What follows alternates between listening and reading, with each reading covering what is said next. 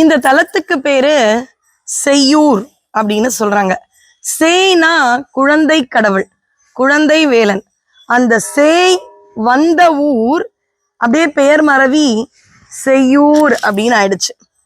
இந்த முருகன் இங்க எப்படி வந்தார் தெரியுமா? நம்ம எல்லாருக்குமே திருச்செந்தூர்னா அவ்வளவு பிரியம். யாருக்கு பிடிக்காத திருச்செந்தூர் செந்தில் ஆண்டவனை?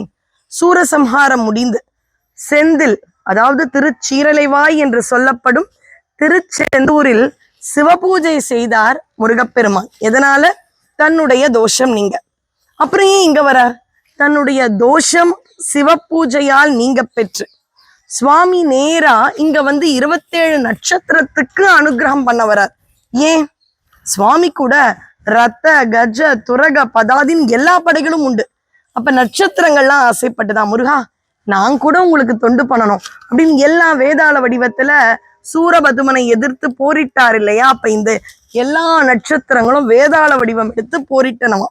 அப்படி போரிட்டு முருகன் வெற்றி பெற்று விட்டார். அந்த தலைவன் கிட்ட இருந்து ஒரு அங்கீகாரம் வேணும் இல்லையா?